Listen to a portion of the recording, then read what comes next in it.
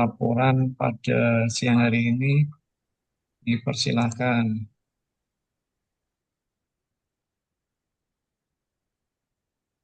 Monggo Mas Yen. Oke, baik. Kita bisa mulai ya, Pak. Oke, Ya. Oke. Seluruhnya duduk siap, gerak.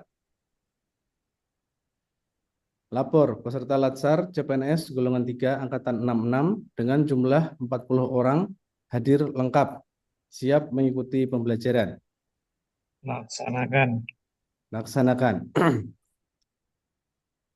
Selanjutnya, doa yang akan dipimpin oleh Ibu Zulfa Salisatul Muna. Padanya dipersilahkan. Bismillahirrahmanirrahim. Sebelum pembelajaran hari ini dimulai, marilah sejenak kita menundukkan kepala, berdoa sesuai agama dan keyakinan masing-masing. Semoga di minggu ketiga Latsar ini kita semua diberi kesehatan, kelancaran, kemudahan dalam mengikuti setiap kegiatan. Berdoa dimulai.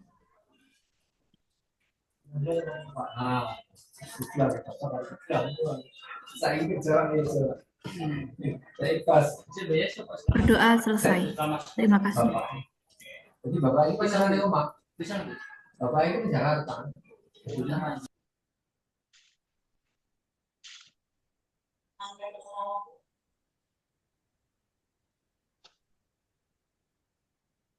Oke, selanjutnya lagu Indonesia Raya dan Mas Kementerian.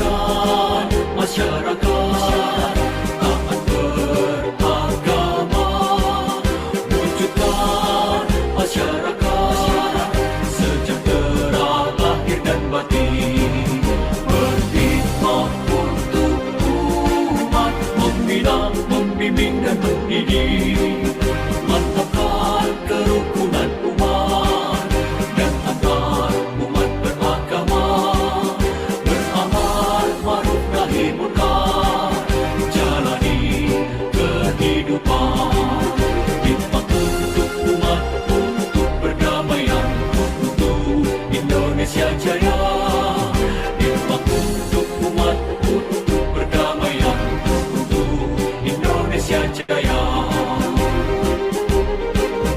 Berkhidmat untuk umat, membina, membimbing dan mendidik, wujudkan masyarakat beragama, wujudkan masyarakat berkhidmat untuk umat, membina, membimbing dan mendidik, mantapkan kerukunan umat dan antar umat beragama, beramal ma'ruf nahi munkar, jalani kehidupan, khidmat untuk umat, untuk perdamaian, untuk Indonesia Jaya, khidmat untuk umat, untuk perdamaian, untuk Indonesia Jaya, Indonesia Jaya.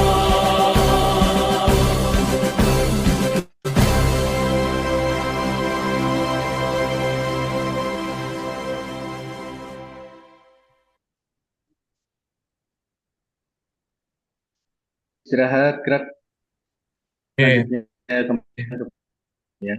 oke, terima kasih pada Bapak Ibu semuanya. Selamat datang ke Unimah. Oke, Bapak Ibu, sebelum pembelajaran dimulai, sedikit informasi untuk kelompok 1 dan 2, silakan gabung di room. Untuk kelompok 3 dan 4, nanti jam 2 kita mulai pembelajaran. Silakan Bapak Ibu, kalau mau yang kelompok 3 dan 4, silakan live, nanti jam 2 gabung lagi. Kelompok 1 dan 2, silakan ke room. Baik, Satu. Pak. Oke, monggo Bu Terima kasih, Nima Oke. langsung ke Baik. room. Pagi biasa. Luar biasa. Oke, baik. Alhamdulillah, puji syukur senantiasa kita panjatkan ke hadirat Allah Subhanahu wa Ta'ala, Tuhan yang Maha Kuasa, karena kita bisa melanjutkan pembelajaran kita di siang hari ini masih tetap di agenda kedua ya. Baik, insya Allah di siang hari ini seperti yang di kelas satunya tadi, kita akan ada 2 penugasan yang belum kita diskusikan bersama-sama. Yang pertama yaitu penugasan secara kelompok membuat media infografis. Nanti akan kita putar kelompok mana yang kemarin belum presentasi, yang hari ini nanti akan mendapatkan giliran. Cukup 1 kelompok saja. Ya, tidak perlu dikomentari, tidak perlu ada sesi tanya jawab ya. Nah, waktu kita terbatas, setelah itu nanti insya Allah akan kita lanjutkan dengan presentasi penugasan individu. Nah, ini silakan adik-adik kalau ingin penugasan individunya kita review, kita berikan feedback, umpan balik, maka silakan boleh presentasi ya. Tidak perlu saya tunjuk ya. Dan insya Allah kalau mau presentasi itu nanti akan dapat masukan ya. Nanti insya Allah akan kita sampaikan juga untuk teman-teman yang lainnya bagaimana untuk bisa menyusun rancangan aktualisasi atau rancangan kegiatan dengan baik. Baik, izin share screen, kita ke media infografis terlebih dahulu. Mungkin 1 kelompok saja nanti cukup. Oke, jadi masih ada 3 ini kemarin yang belum tampil ya adik-adik ya. Kita lihat kelompok, oh nggak jadi 4A. Ternyata larinya ke 4B. Yang kelompok 4A, alhamdulillah gitu ya. Ternyata 4B. Silakan boleh langsung saja dari 4B bisa menayangkan hasil dari infografisnya.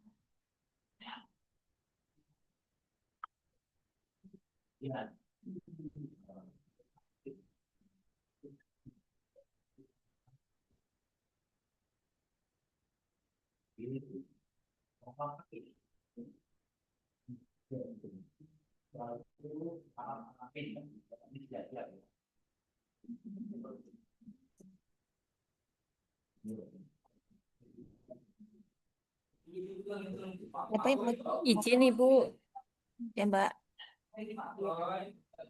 Eh, izin saya share screen ya Bu dari kelompok 4B.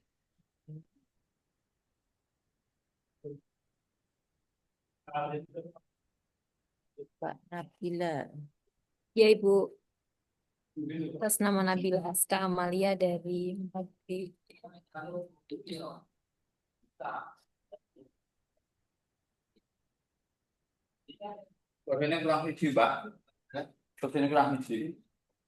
Baik, bisa langsung saya paparkan ya Ibu Ya, terkait terkait tugas infografis, yaitu tugas kelompok. Ini dari kelompok 4B. Desain dari kelompok kami seperti ini, Permisi Bu. Kak Nabila, Iya. itu kelompok 4A. Oh, ya Allah, iya, maaf.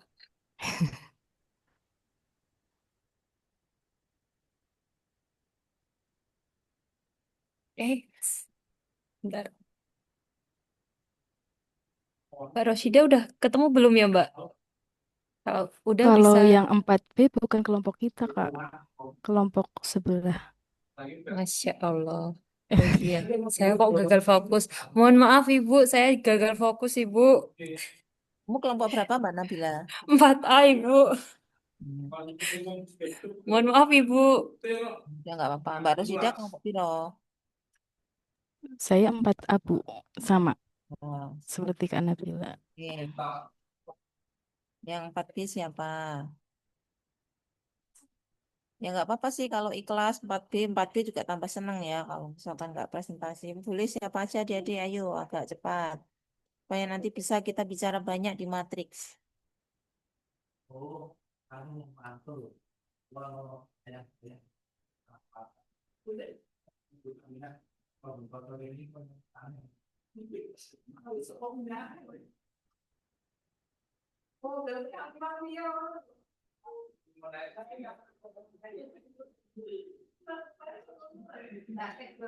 Kira-kira ada gangguan nggak itu?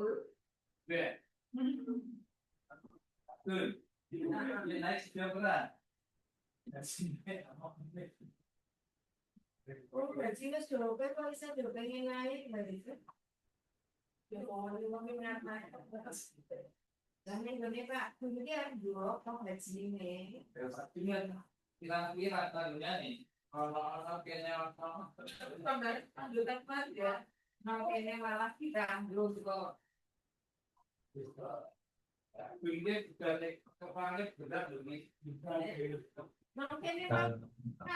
Izin Bu, izin session ya Bu. Saya dari 4B. Pandu. Bentar, Bu.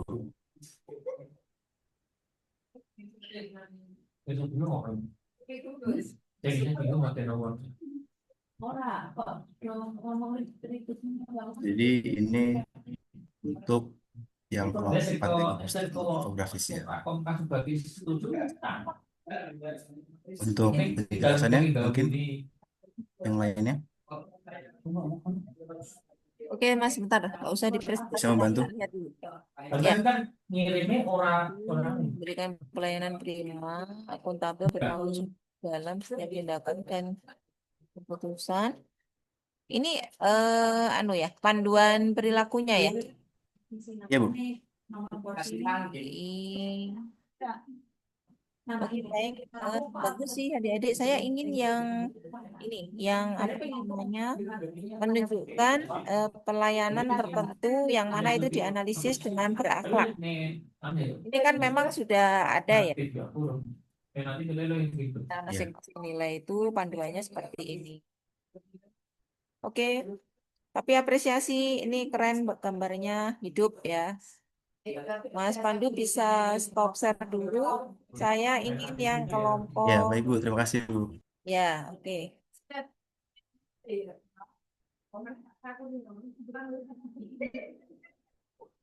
Mas Aan kelompok piro kamu Mas? 3B, Bu. 3B sih, Bu. Ya B. Ya, boleh, Bu.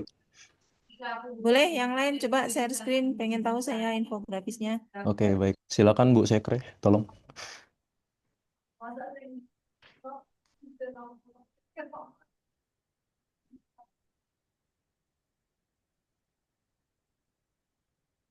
Oke, apakah sudah terlihat layarnya? Oh ya, sudah ya. Kan bukan saya yang share screen.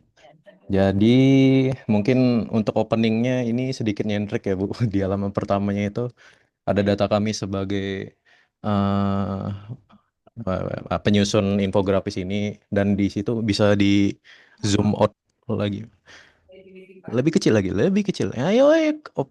Nah, di situ sedikit ada siluet, yang mana ini eh, ada garis-garis yang melambangkan itu kelompok 3B kalau dilihat secara detail begitu.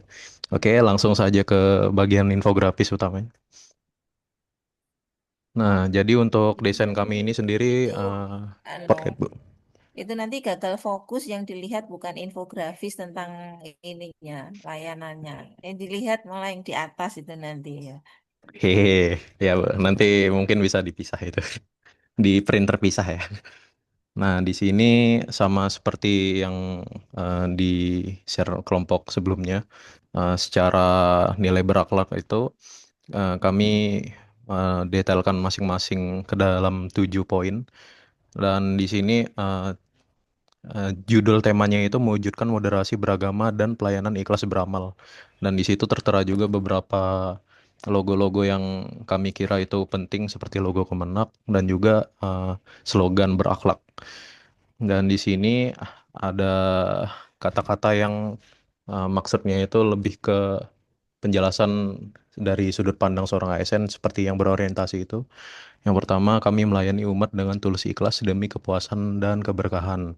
Yang mana itu sebagai bentuk nyatanya responsif terhadap kebutuhan masyarakat, memberikan informasi jelas, sigap membantu tanpa diskriminasi. Dan di beberapa subjudulnya itu seperti berorientasi itu ada logo, ya logo populer yang seperti berdoa, yang ya itu yang mana melaksanakan orientasi pelayanan yang menjadi ciri khas kita dengan tangan seperti ini. Lalu berikutnya juga ada akuntabel, kompeten, langsung lanjut saja, harmonis, loyal, adaptif, dan juga di akhir kolaboratif. Nah, di sini sama juga dari slogan itu ada detail tentang sudut uh, pandang ASN-nya dan juga bukti nyatanya dengan beberapa ilustrasi yang mendukung. Misalnya seperti loyal itu di situ ada bendera merah putih yang mana kita loyal terhadap bangsa dan negara NKRI. Dan juga adaptif yang mana itu kita diminta untuk tetap apa ya, tetap mau maju, mau menerima perubahan untuk membuat pelayanan kita lebih baik lagi. Dan ada sedikit ya tambahan informasi juga di bawah itu eh, terkait ya pembuatannya itu saat kapan dan juga para penyusunnya. Mungkin itu saja sih Bu dari kelompok kami. Oke, baik. Kita kasih aplaus adik-adik untuk kedua kelompok ya. Baik, barangkali mungkin cukup ya untuk yang infografis ini adik-adik.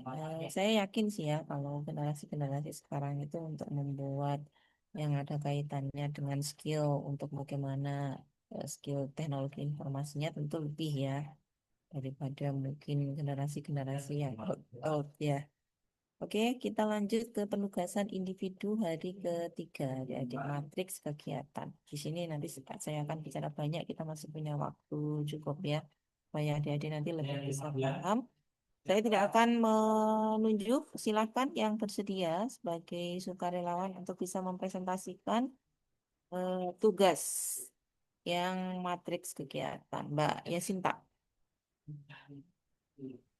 Sopo, Mas Aan apa Mbak Yasinta? Mbak Yasinta ya. Ya, izin Ibu, sebentar saya share screen.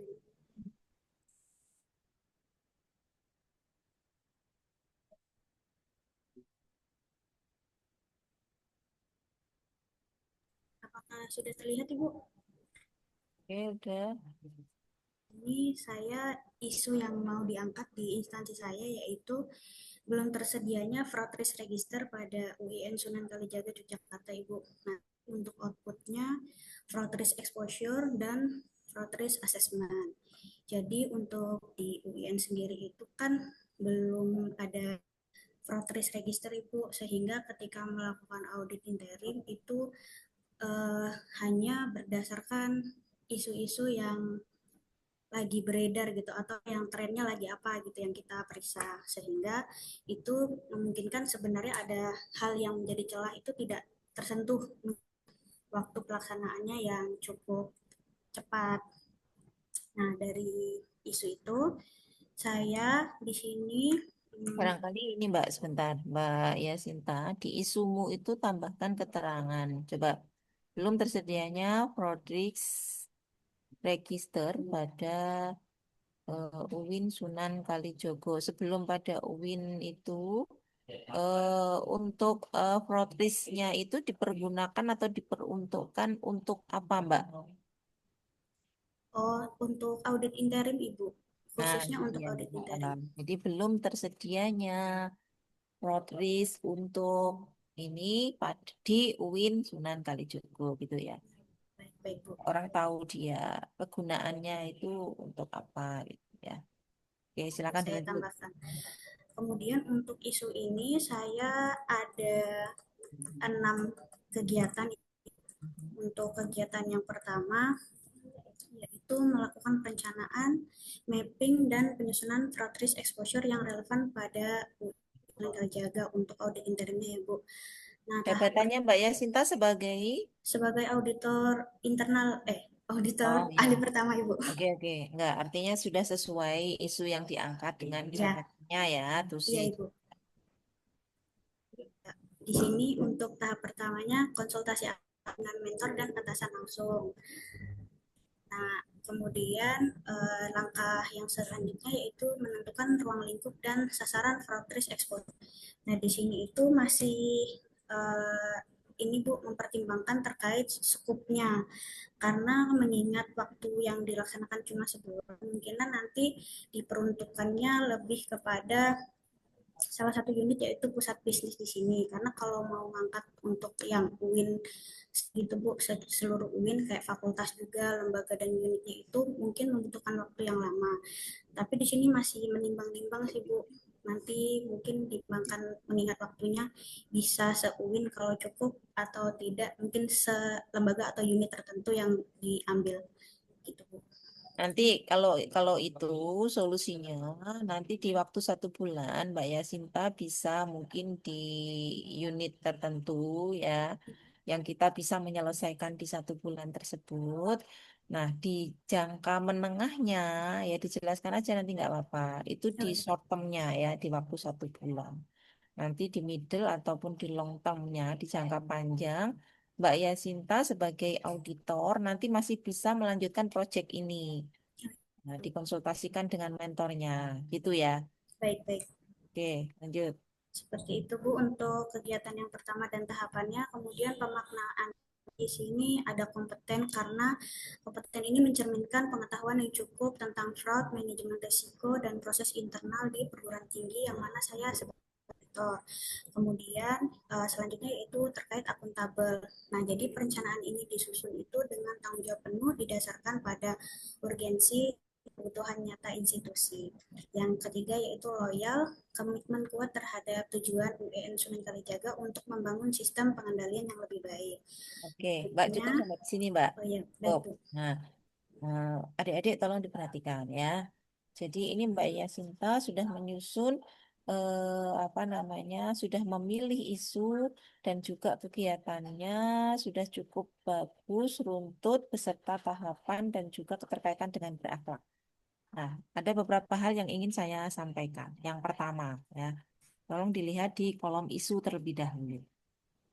Isu itu akan selalu didahului, memang didahului dengan kalimat negatif.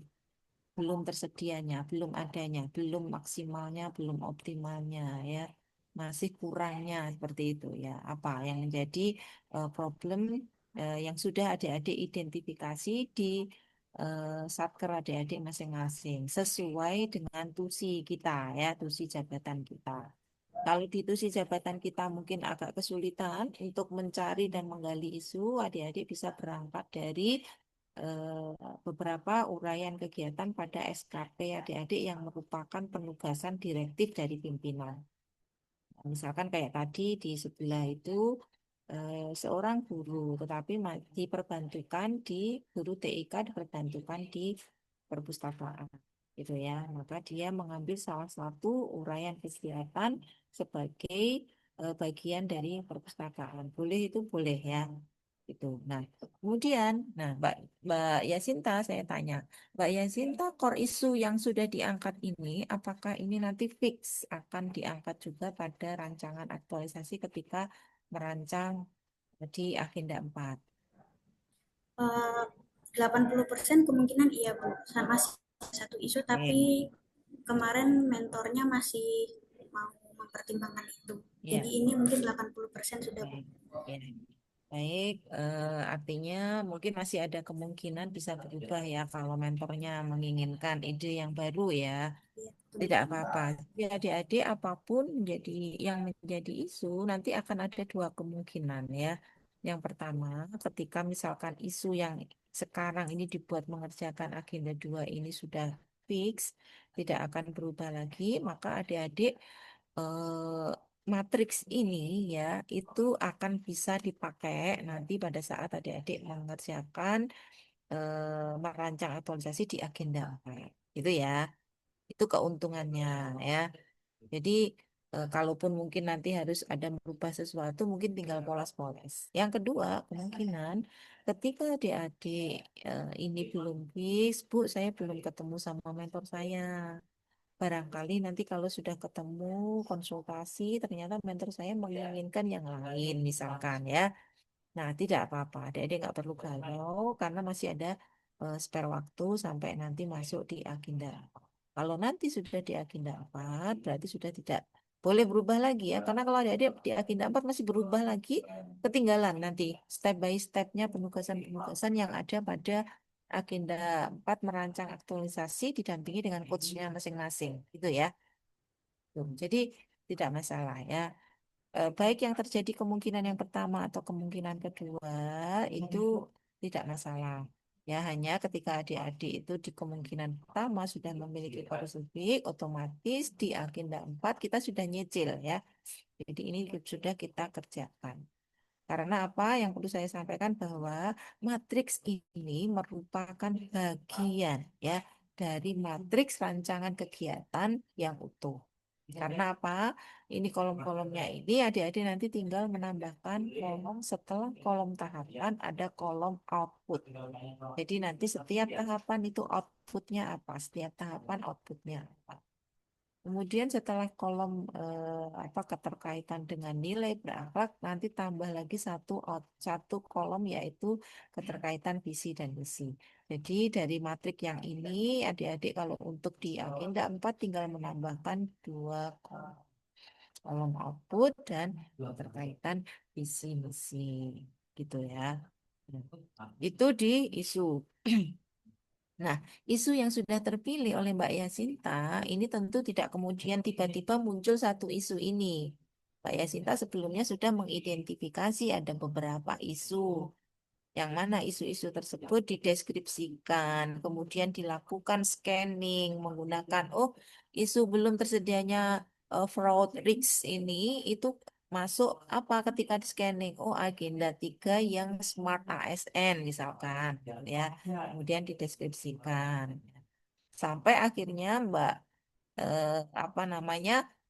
Yasinta melakukan analisis menggunakan alat atau tools APKL dan OSG sampai terpilihlah satu core issue yaitu ini misalkan ya umum tersedianya flow trees.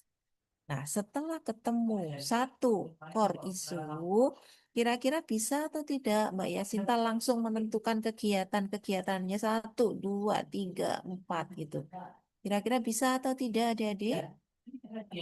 Sebelum kita melakukan, apa yang harus kita lakukan sebelum kita menentukan kegiatan? Apa? Mencari apanya dulu? Apa kira-kira? Golek opone sih. Mencari nggak ada yang bunyi. Golek opone Mas, Mbak.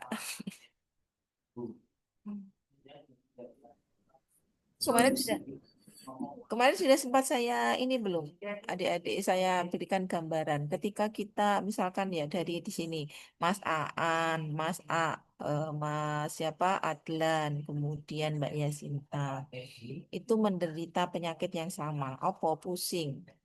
Nah, kan tidak bisa serta-merta kita langsung kasih treatmentnya atau obatnya ya adik-adik ya, ya kan? Sebelum kita mencari apanya dulu, coba. Penyebab. Yes, yes, yes, itu maksudnya ya. Nah, ternyata setelah kita diagnosa, dicari sebabnya, Mas Aan, kenapa kamu pusing, Mas? Tanggal tua, Bu, kantong kering. Nah, Mas Adlan, kenapa, Mas? Kamu pusing masuk angin, Bu. Gitu. Nah, Mbak Yasinta, kenapa, Mbak? Saya habis berantem, Bu, sama teman saya, gitu, misalkan. Nah, tentu setelah itu kita akan mencari solusinya, treatmentnya. Mas Aan dikasih apa? Kasih 1 lembar merah aja, Bu, sembuh dia. Mas Adlan kasih apa? Bu, saya biasanya minum bodrek misalkan. Kasih bodrek. Nah, Mbak Yasinta kira-kira apa? Ya udah ditemukan Pak Bayun gitu ya dengan temannya di mediasi.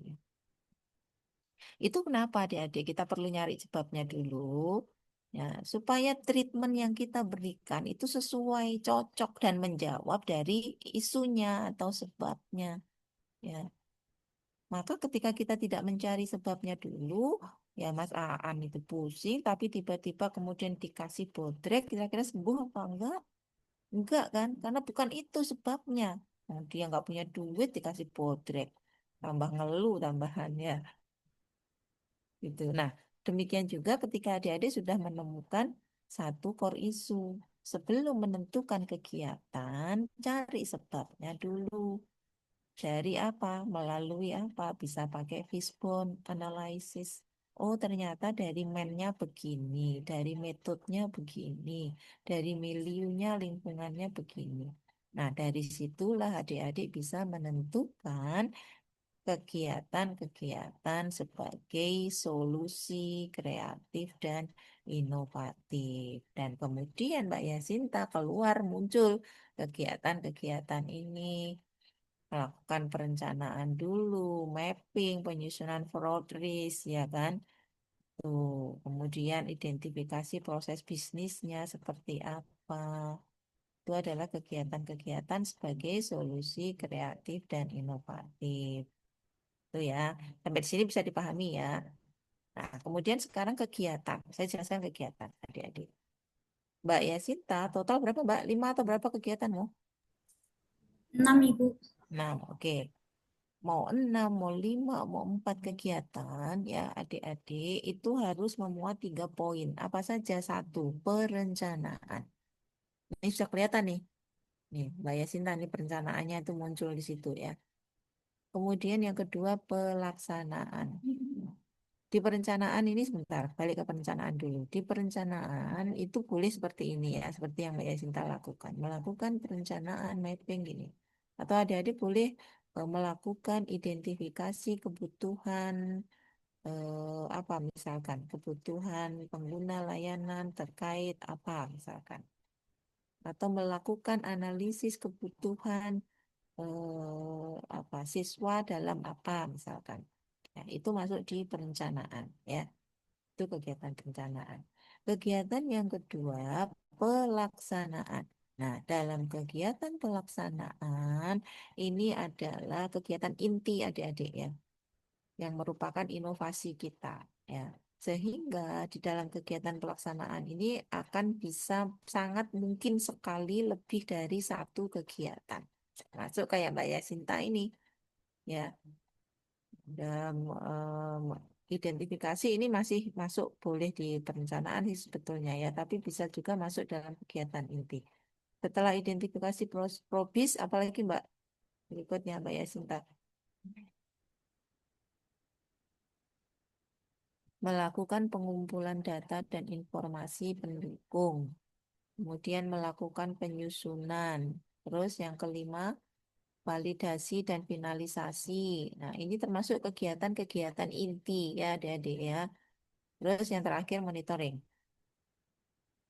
sosialisasi. Terus yang sudah selesai. Sudah, Ibu. Ya, nah di sini ini adalah kegiatan-kegiatannya inti Mbak Yasinta ya.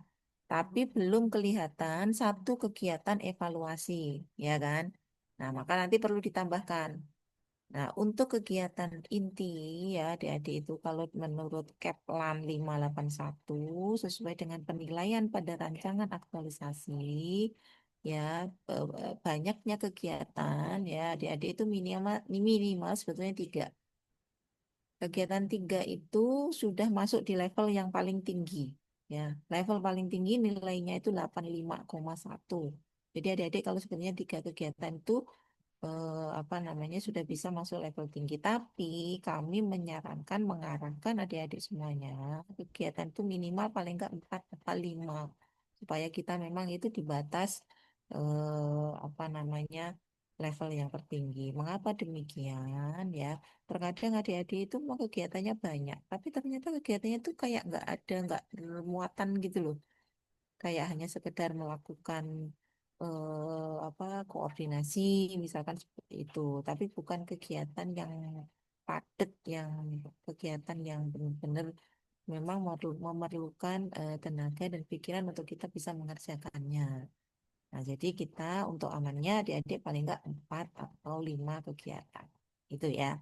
Jadi kalau tadi Mbak Yasinta 1 kegiatan perencanaan, kemudian berikutnya kegiatan inti. Tapi kegiatan perencanaanmu tadi itu tak lihat tuh agak banyak, Mbak. Ada identifikasi, kemudian ada melakukan apa tadi itu ya. Ya nggak masalah sih, boleh. Nah, kemudian masuk ke kegiatan inti. Jangan lupa ditutup ya, closing dengan kegiatan evaluasi. Apa maksud kegiatan evaluasi ini? Kegiatan evaluasi itu adalah untuk melihat kalau tadi Mbak Yasinta ingin membuat apa tadi itu? Karena belum ada fraud list ya. Jadi ingin bagaimana supaya berikutnya ke depannya itu tersedia gitu ya. Maka before and after-nya dilihat ya. Artinya sebelum ada inovasi dan setelah ada inovasi kita, kira-kira itu menjawab atau tidak dari isunya tadi itu. Nah, Mbak kata scroll Mbak Yasinta. Di yang diangkat Mbak Bentar, Yasinta ya isunya loh kok malah di close stop share ya Bu. kurangnya Pencet, Bu. ya kan eh, apa belum tersedianya kan gitu ya di Mbak Yasinta tadi ya di Ya, betul, Ibu. isunya eh, progress ya. Nah maka idenya ya idenya Mbak Yasinta membuat sebuah inovasi. Maka nanti di kegiatan terakhir dievaluasi, tentu kita ingin melihat di 1 bulan tersebut, ketika Mbak Yasinta sudah melakukan inovasi menerapkannya, ya, itu bagaimana hasilnya, ya. Jadi paling tidak di 1 bulan itu ada sesuatu yang bisa kita lihat ya, ketika sudah diintervensi dan sebelum, gitu ya. Nah, untuk melihat itu dengan cara apa? How gitu ya, bagaimana? Ya monggo silahkan. Mau pakai tools apa ya? Misalkan kalau yang penghulu ya, penghulu biasanya kan peningkatan layanan KUA melalui optimalisasi media sosial yang ada di KUA misalkan ya. Nah, media sosialnya itu apa saja yang dipakai, misalkan membuat konten yang akan diunggah melalui Instagram, TikTok, Facebook, dan sebagainya. Maka perlu alat evaluasi untuk melihat kira-kira sebelum di KUA tersebut itu media sosial tersebut benar-benar dimaksimalkan pemanfaatannya, sama yang sesudah itu apakah ada hasil yang secara signifikan kita bisa melihat gitu. Oh, sebelum pemanfaatan medsos itu masyarakat itu kurang mendapat informasi, sulit dan sebagainya. Oh, tapi setelah ada medsos itu masyarakat lebih mudah untuk menerima informasi layanan-layanan di KUA. Bagaimana kita tahu? Ya barangkali mungkin dari medsos yang sudah diunggah tadi, berapa like-nya, berapa komen, berapa followersnya, misalkan kayak gitu ya adik-adik ya. Kita bisa melihat dari sana. Itu adalah untuk alat ukur pada evaluasi. Atau mungkin yang guru ingin melihat evaluasi before and after ya, sebelum seorang guru itu membuat sebuah inovasi terkait dengan penerapan media pembelajaran interaktif menggunakan apa misalkan game gitu ya. Gimana cara melihatnya? Mungkin guru nggak mau ribet ya. Guru pengennya saya ingin kalau di awal ada pre, kemudian di akhir mungkin pakai post test gitu. Itu juga boleh ya. Atau kalau misalkan nggak pakai pre-test, di akhir adik-adik menyusun soal, instrumen soal untuk melihat atau mengetahui sejauh mana pemahaman siswa terhadap materi yang sudah diajarkan, yang mana adik-adik di 1 bulan itu bisa intervensi gitu ya, seperti itu.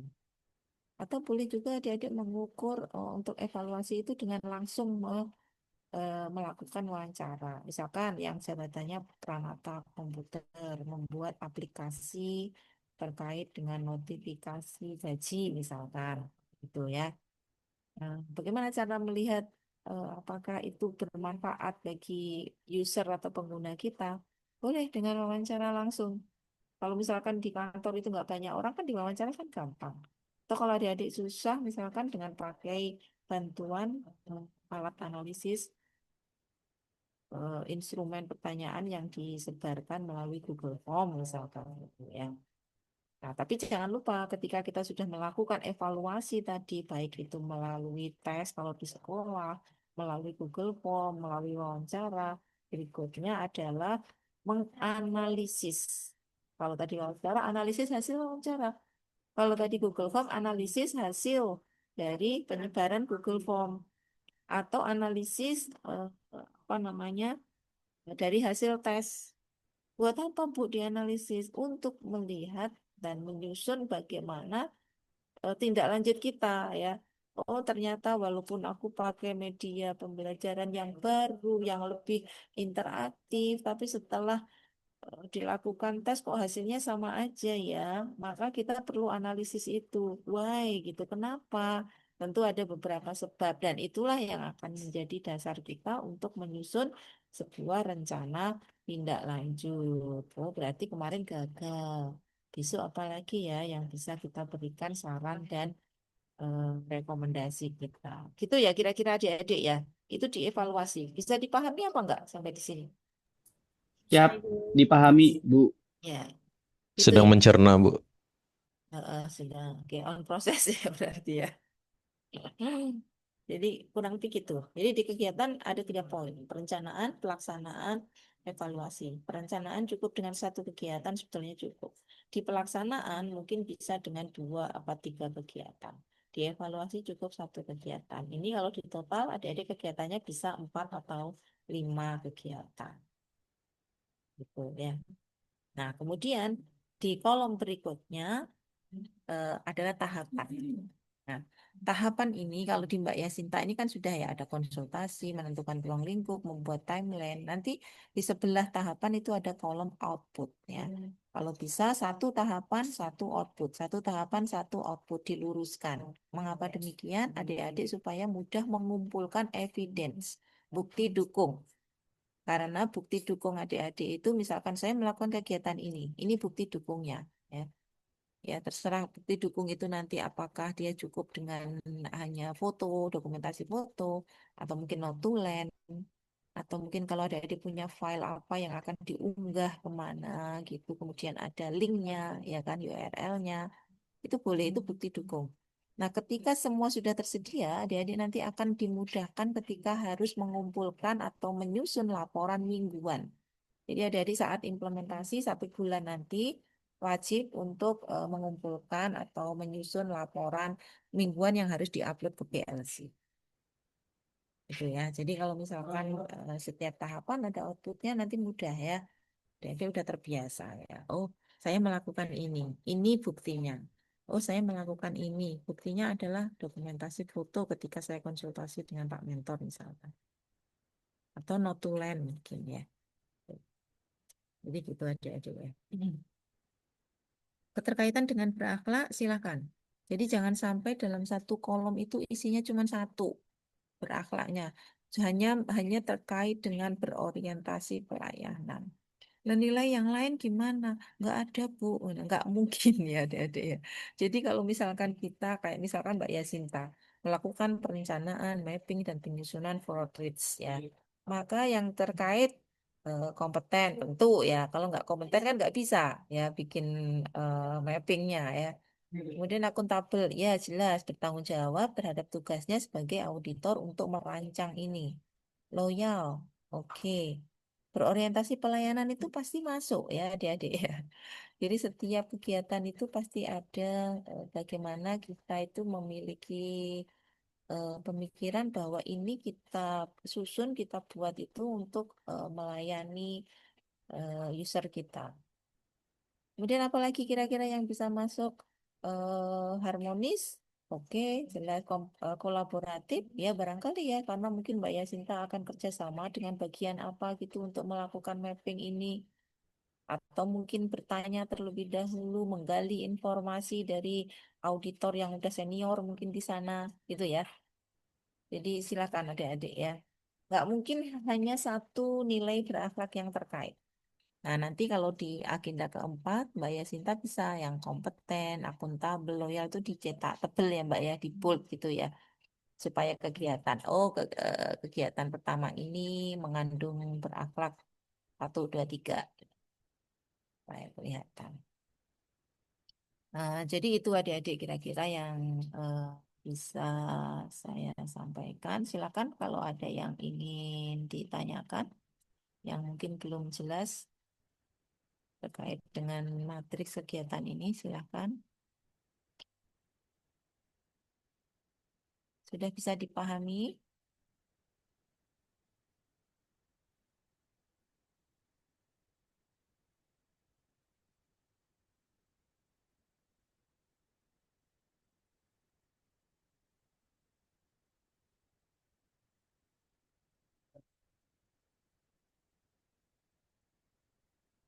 Ini Mbak Yasinta ada beberapa kegiatan yang dilakukan itu endingnya sampai dengan apa Mbak nanti Mbak?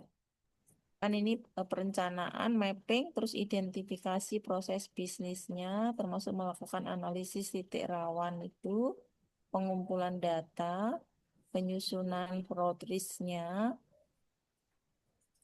kemudian melakukan validasi dan melakukan sosialisasi.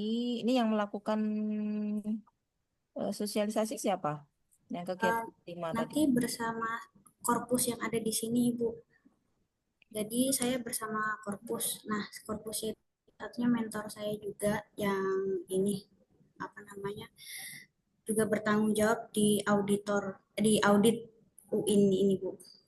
Jadi kan kemarin itu kenapa endingnya di sini sampai pada sosialisasi karena output daripada ini itu kan Broadreach assessment, Bu. Assessment itu nanti ujungnya kan berakhir pada penilaian risikonya itu. Nah, untuk implementasinya mungkin baru bisa dirasa ketika pelaksanaan audit interim yang akan dilakukan di akhir tahun atau awal tahun ini, Ibu. Makanya saya closing di sini sampai pada sosialisasi ke unit-unit tertentu yang ditunjuk ini tadi.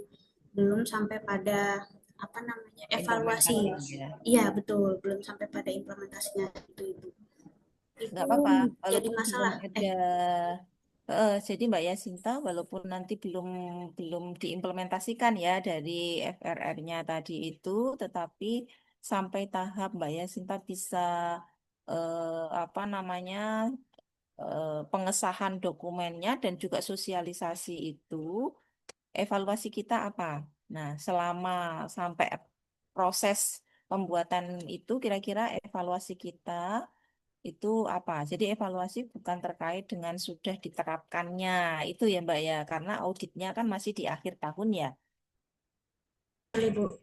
Ya, jadi nanti evaluasi selama perjalanan kita menyusun ini dari mulai merencanakan ya kan sampai membuat apa namanya finalisasi dari fraud risk-nya tadi itu.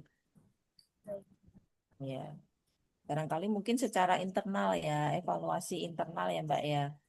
Ini ada di tahap poin 5 Ibu melakukan revisi dan perbaikan berdasarkan hasil diskusi. Jadi nanti sebelum kita sosialisasikan itu memang akan ada seperti kurang lebihnya pemaparan dari internal SPI dulu. Nanti mungkin di situ kita menampung untuk perbaikan atau masukan yang harus apa ada misalnya kayak gitu atau ada yang perlu dikurangi gitu-gitu Bu. Itu di 5 ini sebenarnya Bu. Atau mungkin ini bisa ditaruh di evaluasi di tahap akhirnya ya. Iya, itu tarik ke evaluasi gitu nggak apa-apa nanti Mbak. Baik Ibu, terima Ya. kasih. Melakukan validasi dan finalisasi itu masukkan ke tahapan ya, tetapi judul kegiatannya nanti evaluasi gitu nggak apa-apa malahan ya. Jadi di tahapannya itu ada validasi dan finalisasi, kemudian review internal SPI-nya, gitu ya Mbak. Baik Ibu. Terus revisi dan perbaikan. Oke. Sampai di sini adik-adik ada yang mau ditanyakan? Mas Aan kayaknya kalau mau presentasi satu lagi waktu kita nggak cukup ya Mas. Saya harus ngocing jam 3. Ada yang mau disampaikan? Atau Mas Adlan juga ya? Kayaknya nggak cukup. Bu, sepertinya mau bertanya juga, Bu. Gimana? Nah, jadi mungkin ini terkait dengan ini ya, aktualisasi dari saya dan mungkin teman-teman lain juga. Itu kalau misalnya di saya sendiri itu kan output hasil akhirnya itu inginnya dalam bentuk e-katalog atau semacam e-book yang bisa diakses secara daring alias konsep digitalisasi ya Bu. Nah itu kalau misalnya output hasilnya itu dalam 1 bulan itu nggak bisa instan jadi itu bagaimana ya Bu? Maksudnya dalam 1 bulan itu mungkin dari produknya itu sudah terbentuk, tetapi mungkin dari hasil evaluasi dan dampak segala macamnya itu belum tampak itu. Kira-kira bagaimana ya Bu? Oh, ya kalau misalkan membuat e-book atau e-katalog tadi itu udah selesai ya sebetulnya ya. Tapi baru sampai pembuatan itu gitu aja ya Mas ya, belum ada diterapkan atau diimplementasikan gitu tak maksudnya. Maksudnya sudah diimplementasi Bu, sudah dipublish ya di semacam di launching gitu, tetapi mungkin untuk mendapatkan kayak feedback setelah apa tuh launchingnya itu loh Bu, kayak dari end usernya atau pengguna Biasanya kan akhirnya. biasanya peserta itu kalau mau launching itu udah di akhir-akhir ya. Sudah di akhir-akhir minggu ya. Artinya kalau kita taruhlah kita efektif punya 4 pekan ya. 4 pekan biasanya launching dari produkmu. Karena di kegiatan intinya Mas Aan nanti itu kan misalkan pertama itu perencanaannya, kedua pelaksanaan. Pelaksanaan untuk sampai bisa ada e-booknya itu kan tentu merancang dulu ya. Merancang itu ya terkait kontennya, desainnya dan sebagainya sampai kemudian mengunggah ya kalau sudah final ya. Kita e-booknya konsep e-book udah final, udah ada draftnya, kemudian disetujui oleh mentor, terus diunggah, ya kan? Diunggah atau dipublish, ya. Nah, dipublish itu yang dimaksud Mas Aan kan ketika dipublish itu belum tentu nanti sudah ada pengguna yang memanfaatkannya kan gitu toh maksudnya. Nah, pengguna ya nggak apa-apa Mas, masih tetap aja bisa karena produkmu itu sudah tercapai ya. Artinya project kita itu sampai bisa eh, muncul e-booknya. Sekarang tinggal penggunaannya. Mas Aan ketika isunya itu apa dulu? E-book itu dipergunakan untuk meningkatkan apa? Itu. Nah, dari situlah kita mulai melihat apakah setelah ada e-book ini itu bisa meningkatkan dari core isu yang tadi itu muncul tadi itu. Core isu yang diangkat. Itu buat apa? Buat menanggulangi atau untuk mengoptimalisasi apa? Meningkatkan apa? Kalau dari saya sendiri itu eh, bentuknya itu semacam penyajian data dan informasi dari Bimas Katolik lingkungan daerah istimewa Yogyakarta, Bu. Yang mana itu nanti mungkin data-datanya itu bisa digunakan untuk semacam renstra ataupun rencana pembangunan ke depannya, Bu. Jadi kalau misalnya butuh data itu tidak perlu dicari lagi, tinggal digunakan dan bentuknya sudah apa itu menarik dan mudah dimengerti, Bu. Mungkin itu bisa jadi daya semacam daya jual lah gitu, Bu. Nanti kalau kayak gitu kamu evaluasinya dari internal di Bimas aja dulu Mas, bahwa setelah ada tersaji data-data tersebut ya lebih mudah diakses kan, artinya pencarian data itu tidak sulit dan manual seperti biasanya. Orang perlu data apa ya, Mas Aan sudah punya istilahnya database-nya kan, sudah lebih mudah untuk mengakses dan itu nanti bisa dimanfaatkan oleh pihak luas ya. Artinya tidak hanya sekedar terbatas di Bimas Katolik saja, tetapi teman-teman yang lain yang menginginkan data terkait dengan yang sudah disusun tadi itu bisa lebih mudah. Ya memang tidak akan bisa langsung terlihat di 1 bulan ya. Tapi kalau misalkan di 1 bulan tersebut Mas Aan bisa ya menggait kira-kira siapa sih pengguna, taruhlah di internal saja di Mas Aan dititip di Kemenak mana? Di Kanwil DI ya, Bu. Kanwil DIY ya. Nah, di Kanwil itu aja itu dari beberapa bidang itu kan bisa nanti.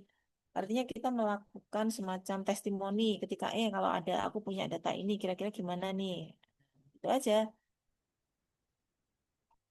gitu ya. Kalau Mas Adlan kemarin ini ya. Kalau nggak salah Mas Adlan ngambil proyeknya itu nanti juga di Sekjen ya. Iya Ibu, di Setjen. Kamu kesulitan nggak Mas dalam implementasinya? Kalau untuk implementasinya, insya Allah tidak kesulitan Ibu. Karena sebenarnya, kalaupun nanti untuk apa lokusnya nanti itu di Setjen, itu kan bisa diimplementasikan di sini juga Ibu, gitu. Karena emang sistemnya kan database gitu Ibu. Oke, oke, oke.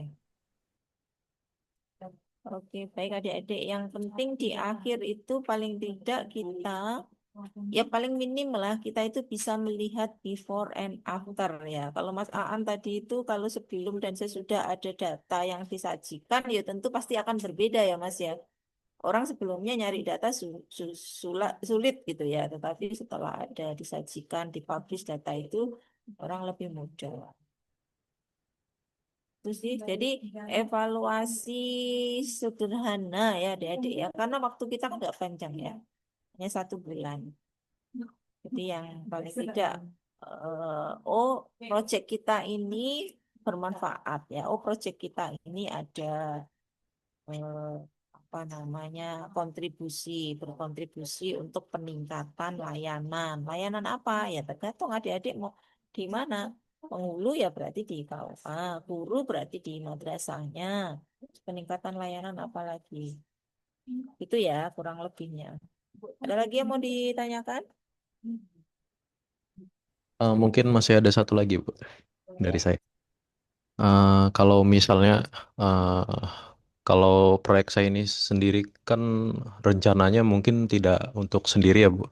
Makanya di salah satu kegiatan yang saya masukkan itu salah satunya manajemen tim begitu, Bu. Kira-kira Tapi ada kolaboratifnya berarti kamu betul, ya. Bu. Kolaboratifnya itu. Nggak masalah ya, Bu. Oh, malah itu bagus. Jadi adik-adik kita bikin project itu kalau kita bisa menggandeng stakeholder, apalagi stakeholder eksternal, itu sebetulnya nilai lebih dari project kita. Jadi kita Lebih ke ini sih, Bu, sesama peserta latsar, Bu. ya nggak apa-apa juga Nggak sih. masalah. Nggak apa-apa. Ya, Di ya mungkin Semarang hujan. Di Semarang ini lagi hujan dingin. Jogja Deras juga Bu di badai, kantor Bu. Bu. Oh ya. Jogja lagi badai, Bu. Alhamdulillah sih bisa hujan. Oke, adik-adik cukup ya. Ini Siap Ibu. saya mau ngocing nih soalnya ya. Padahal sebetulnya kalau dilihat JP-nya sih kita harusnya bisa lebih leluasa ini ya adik-adik ya. Tapi ya bismillah lah ya. Semoga ini yang sedikit ini bisa bermanfaat buat adik-adik semuanya. Terutama nanti pada saat di agenda 4 ya. Merancang aktualisasi. Baik, terima kasih atas perhatian adik-adik semuanya. Mohon maaf atas hal-hal yang kurang berkenan. Terima kasih. Kita akhiri pembelajaran kita di siang hari ini. Selamat siang dan Assalamualaikum warahmatullahi wabarakatuh. Waalaikumsalam warahmatullahi wabarakatuh. Selamat siang, Bu. Terima kasih. Waalaikumsalam warahmatullahi wabarakatuh. Terima kasih Ibu. Terima Itu kasih Bu siapa Eca Nima. tuh? Bukan. Iya, baru kelihatan Bu suaranya. Oh, Mbak dari Eca di tadi. sini. Kemana saja kamu, Mbak Eca? Dari tadi nggak kelihatan. Kamu nggak muncul ya? Lemot boleh pinjam Bu. Oke, terima kasih Bu Nima. Terima Oke. kasih semuanya. Oke. Kalau mau ke kelas lain silakan. Oke, Bapak Ibu, sedikit informasi untuk agenda 3 besok pagi. Besok di jam 13 ya, diundur jam 13 ya. Karena narasumbernya masih uji RA. Oke, Bapak Ibu. Terima Baik, kasih Pak. Bapak. Oke, terima kasih. Sekian dari ada yang ingin disampaikan, yang ditanyakan. Oke, Pak, saya tuh mau ya. tanya, Pak. Ya. Kemarin tuh folder saya buat pengiriman tuh ada kesalahan, Pak, yang MP3 itu. Terus itu tuh saya revisi gitu, pengaruh nggak, Pak? Saya revisi foldernya, Belum diedit sama. belum telat uploadnya kan? Udah, Pak. Jadi udah kelewat hari gitu loh, Pak. Tapi Tapi bisa upload. iya bisa upload. Jadi kan harusnya kan MP3 kan, Pak. Saya tuh Ah, malah masukinnya berbentuk PDF gitu. Dengan itu nggak gagal apa-apa, fokus. Nggak nggak apa-apa ya. apa-apa. Oke, Ya udah, nggak Pak. apa-apa. Ya, terima kasih ya, Pak. Oke, ada lagi? Kalau udah ada, cukup, oke? Oke, cukup. Terima kasih. Selamat istirahat. Sekian dari kami. Assalamualaikum warahmatullahi wabarakatuh. Waalaikumsalam warahmatullahi wabarakatuh. Selamat Terima siang, kasih banyak, Pak. Pak. Waalaikumsalam warahmatullahi Oke, wabarakatuh. Terima kasih. Selamat siang Bapak. silakan Bapak Ibu.